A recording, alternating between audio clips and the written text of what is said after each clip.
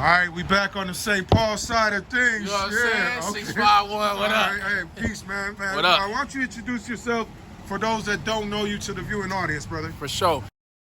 My name is Glo Pesci, a.k.a. DJ What? Repping the mighty Abstract Pack 651 with a W, you know what I mean? Okay, that's what's happening, man. You know what I'm saying? Well, we got this open sign behind us. We're here chopping it up, pre-promoting the premiere screening of A Great Day, the Twin Cities Hip Hop, as we stand on the culture and also recognize these untold legacies, brother. Sure. Yeah, now some stories are told, and then there's other stories, man, that we don't really honor and really bring the attention to, my brother. So speak a little bit about how you came into, how you introduced yourself, the Abstract Pack coming from St. Paul, Sure. and all that. Well, even before that, man, it's like when I was a shorty coming up on Fuller and Victoria and all that, it's like, man, when hip-hop first came out, man, it was like an atomic bomb that hit the city of my heart. And it was like, yo, here goes something that I feel like I can relate to, that speaks to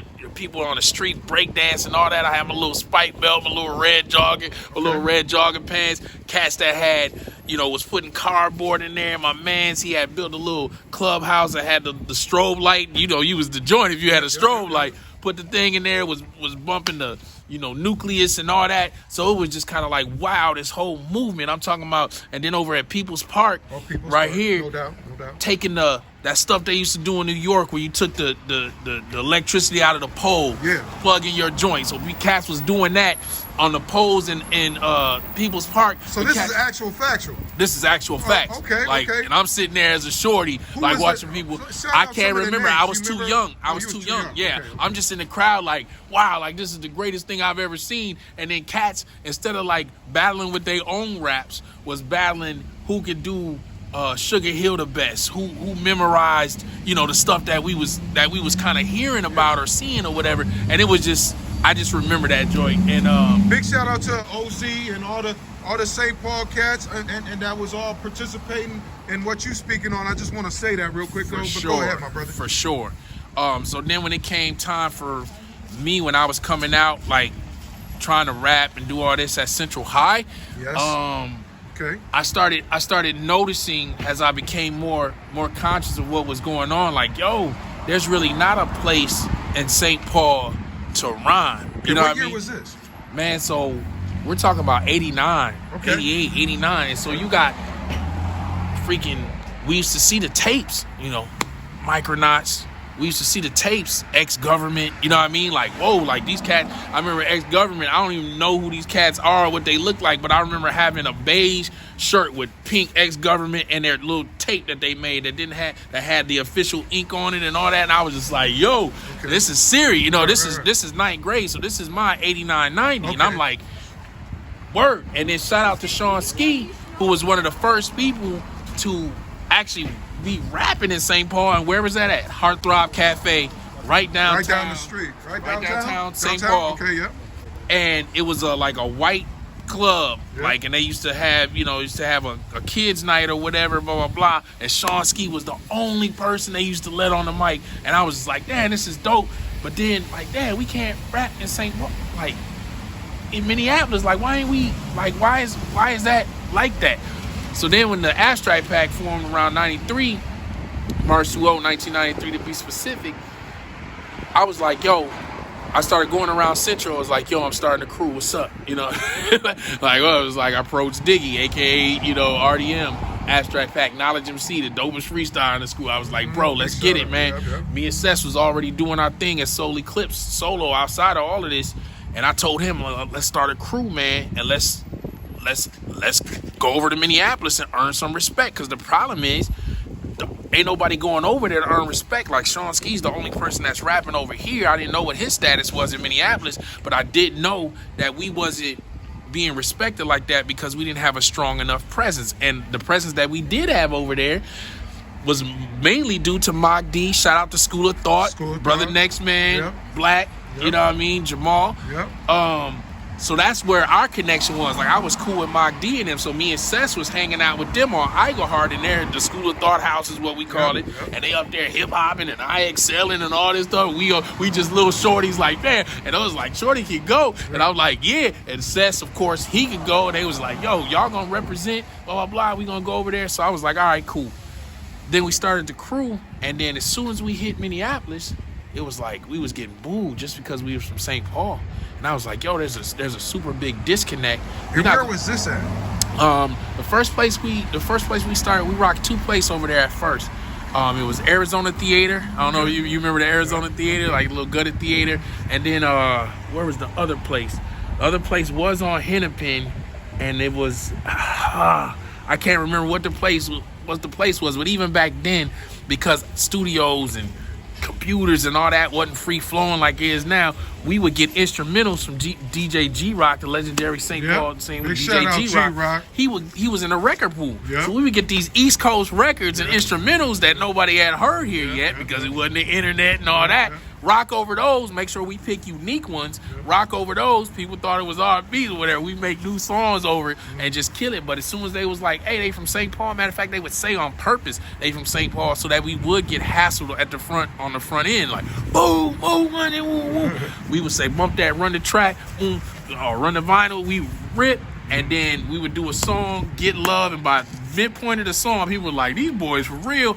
And then we started earning our respect, and then we would just dip. We wouldn't sit around for props and like, yeah, ain't we good? Hey, we from St. and talk shit. No, we would just do it, dip, and be gone. And then soon we built up a reputation like, yo, them boys come, they tear it down, they rep the paw, and they dip.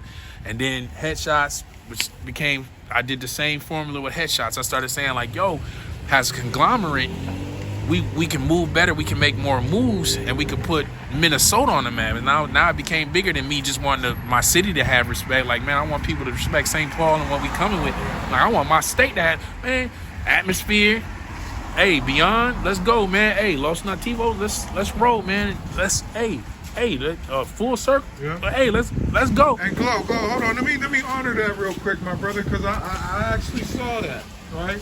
And let me just say actual factual, and you know, we're up for critique and dispute on this claim, but the Abstract Pack, there was not ever another large amount of cats that was MCs as a clique in St. Paul, and I want to say, or Minneapolis during that time. I mean, I don't know what you think about that claim, but how many in y'all's crew that was rhyming? There were 7. 7? Yeah, there were 7. So I'm putting that out there as an actual factual that there was not a crew that big at that time in Minneapolis or St. Paul that was rhyming. Everybody rhyming. That was a group. Yes. So you still had Uviet, you know what I mean, which was, you know, Fat Rhyme Sector, Eloquent Peasants on it. They was squad. Yeah, there was a squad. But there was nobody rapping like rhyming. 7 on stage, rhyming, writing songs, yada, yada, yada. Yeah, so y'all played a real big influential role, and that's what I was trying to say at the beginning, man. It was a transition. Yeah. You know what I mean? Because at that time, there was a lot of crews coming out nationally in the national discussion, but here, as it maintains here, you guys had a very big influence, man, as in your presence at that time. And a lot of those stories, and some need maybe to be unpacked more, you know, because of that, you were definitely foundational in this and what would come after. Yeah, for sure. You understand what I'm saying, right? For sure. Okay. For sure, because initially the pack was a whole bunch of groups. So me and Sess was solely Clips, RDM and Knowledge was Mega P, Rasta was solo, MSP was solo, and so we was just a crew. And then we started writing songs together and was like, yo, I know we got, you know, the Solely Clips album and all that stuff ready, but let's start doing some songs together. And then once we performed once or twice, like once we did Yes and that kind of stuff, it was like, hey bro, like we gotta write together. And then people just started looking at us as a crew and not as these individual groups that make up this thing. We just became the Abstract Pack as a group, and then all of a sudden there started springing up answers to us. Like they killing it. Let us do that same thing. Let us get together some people and form a crew and a clique and start performing together. So it feels good to know that I kind of set that in motion. And then with the headshots, that just became a whole thing on its own. And then when we kind of split ways with them, then again there was more foundational cliques being started. Like, yo, they did this thing, and I gotta switch it back to you, Ralph X. Like, you were a part of the beginning of that. Those microphone showcases. That's where it all started, bro. You know what I mean? But what I want to say, Glo, and you know, because I believe that as we need to recognize things as is, this came from black folks. Period. Yeah. And I'm proud of y'all. You know, everybody participates in culture, but you know, the foundation, we gotta honor the seeds that was laid. For sure. And the story that you speak of, man, especially being here in Nepal right now, a rich black community coming out of the Rondo neighborhood, man, that definitely has some real history as it's concerning, you know, the developing families and developing contributions of the black community of St. Paul. For sure. All this, man, stemmed from that neighborhood and that influence. So, man, I just want to honor you with that, man. And we're going to unpack more of these stories that need to be told because the babies need to know. For sure. Right? They need to know.